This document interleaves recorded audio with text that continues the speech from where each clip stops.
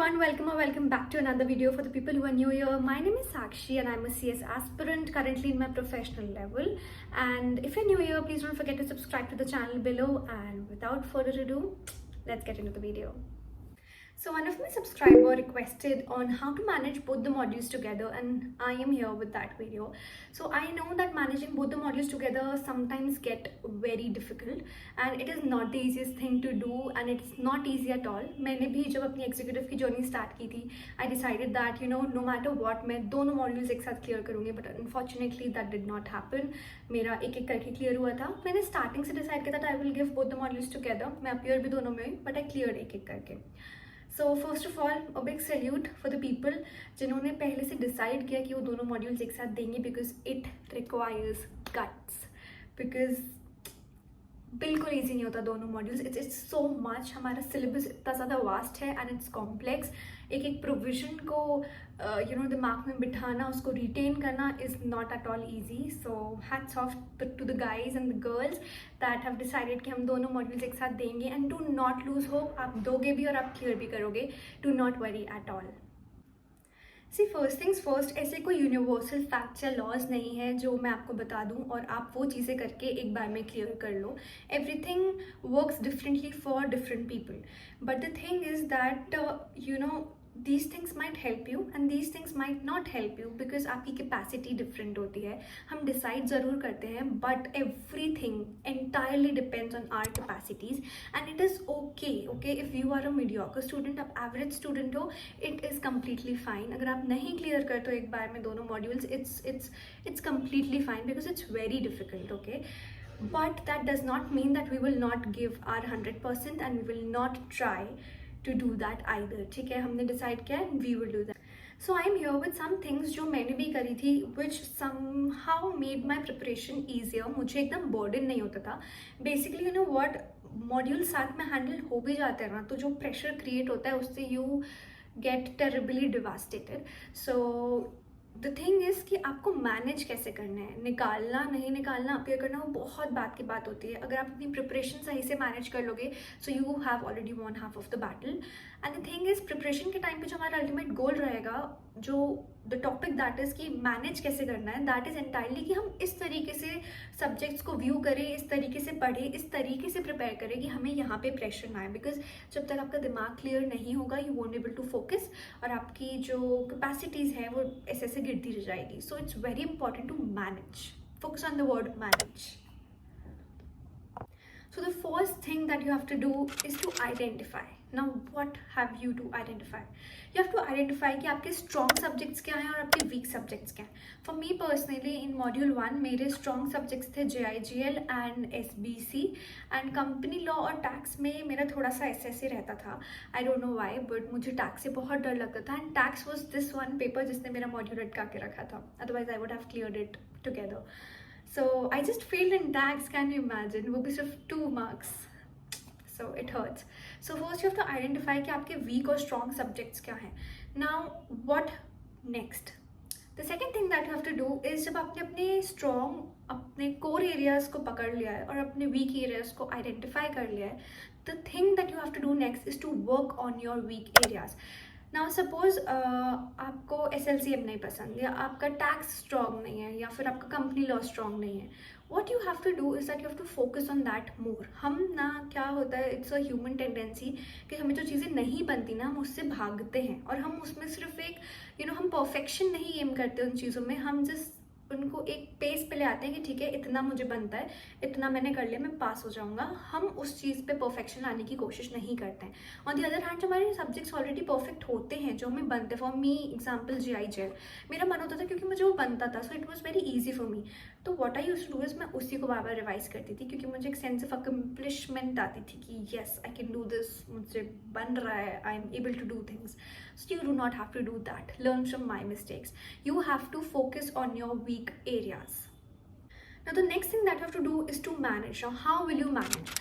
हमारे पास 8 सब्जेक्ट्स हैं. We cannot study 8 के 8 subjects per day, and it is not advisable, and it is not even advisable to take up 4 subjects एक similar group के on the same day.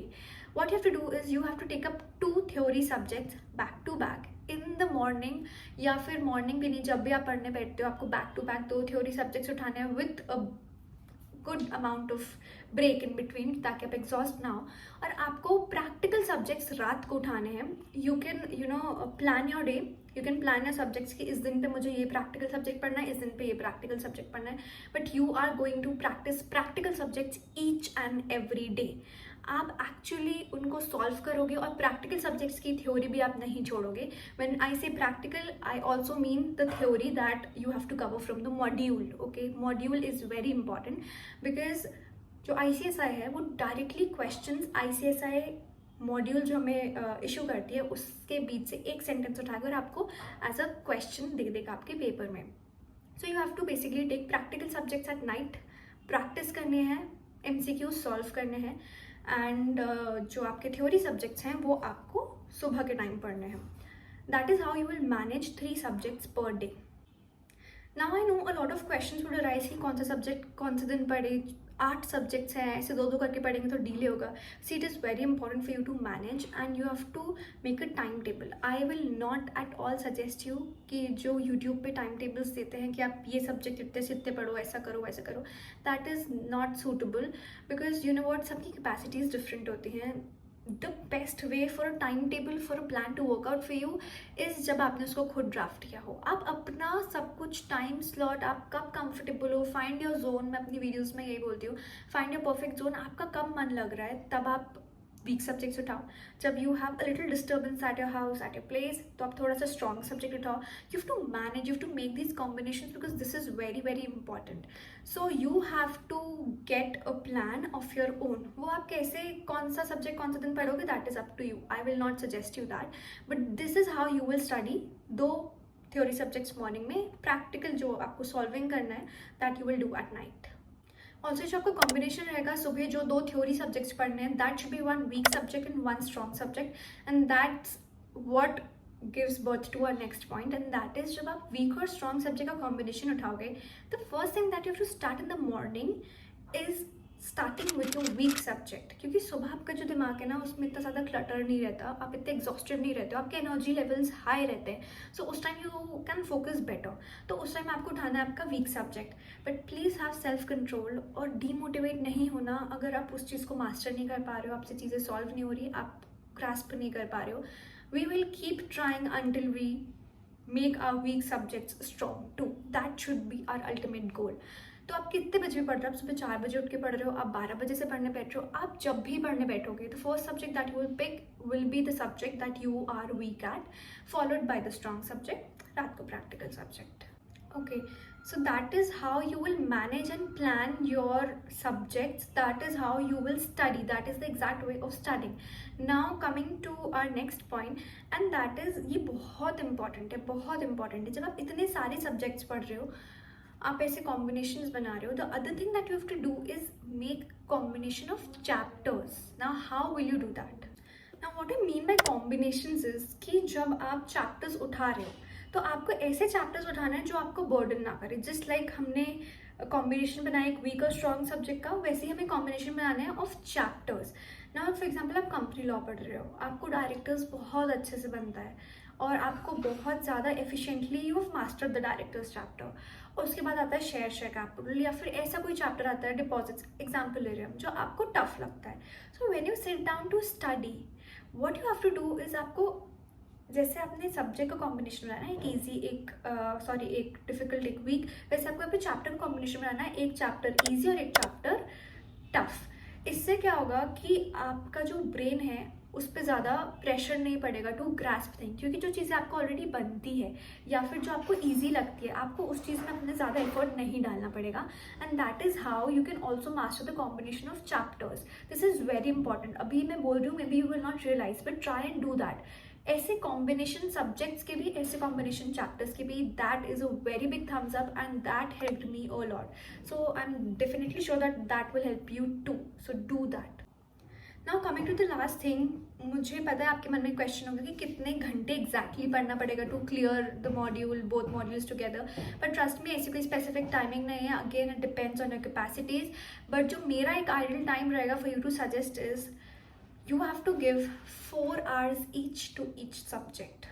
आप पढ़ने बैठे हो 4 घंटे वीक सब्जेक्ट पढ़ो, 4 घंटे स्ट्रॉन्ग सब्जेक्ट पढ़ो, दिन भर ब्रेक लो, या 8 घंटे के बाद दिन भर ब्रेक लो। रात को मे बी आफ्टर डिनर या before dinner, just when you are sitting to do the practical subject, I think 1.5 hours of solving questions will be enough.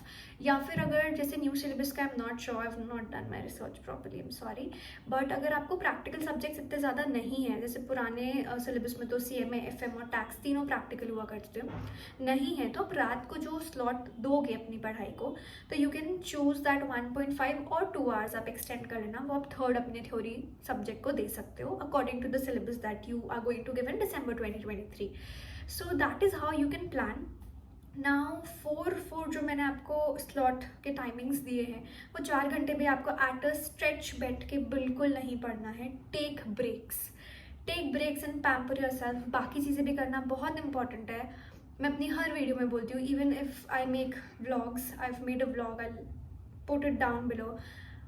Do not study the whole day and exhaust yourself. No matter तुम 2 module साथ में दे रहे हो, 3 module दे रहे हो, 10 module दे रहे हो, this body, this mind is important and सबसे ज़्यादा यही मैटर करता है. CS is part of your life. 4 घंटे स्ट्रेच पे नहीं पढ़ना है. 2 घंटे पढ़े या फिर 1.5 आवर्स आपने पढ़ा, उसके बाद टेक 15 मिनट्स का ब्रेक. 2 घंटे आपने एट अ स्ट्रेच पढ़ा और आपके दिमाग में चीज़ें गई, उसके बाद take at least half an hour का ब्रेक. ऐसे ब्रेक लेके बीच में पढ़ो. बट 4 घंटे एक पर्टिकुलर सब्जेक्ट को आपको देना है टाइम देख के, इससे मिनिमम नहीं, क्योंकि हमारे इतने छोटे चैप्टर्स नहीं होते कि हम उसको 1 घंटे में निपटा दें. हमारे वास्ट चैप्टर्स रहते हैं, so it needs time. So you going to do that 4 each and रात को 1.5 or 2 according to you. That is how you going to manage your both modules together. Also अगर कभी कभी आप पढ़ के बहुत ज़्यादा एग्जॉस्ट हो जाते हो, so I am also going to come up with a video that how to enjoy studying, and if that helps you, I will be the most happiest person alive on this earth. So I'm going to come up with that video soon, and I'm going to make, abhi actually mera पैर fracture हो गया था, so I was not consistent here, but I promise that I'm coming up with a lot of content for December 23. वो काफ़ी helpful videos रहेंगे if you follow them. So stay tuned, please subscribe to the channel, and we're also about to hit 1K, so I need your support guys, it means a lot. The family that I've created means a lot. So please stay tuned, please be with me, and thank you so much and all the best. कुछ भी query हो, कुछ भी problem हो, you can connect with me elsewhere. आप बस comment कर देना. Also I'll mention somewhere Instagram का एक मेरा अकाउंट है. I am not active there, ऐसा कुछ खास अकाउंट नहीं है, but you can connect with me there. So I am going to link that and you can follow me on LinkedIn because I keep updating a lot of things related to CS there. So I'm going to link all of that. So yeah, thank you so much. That was it for today's video. Thank you so much.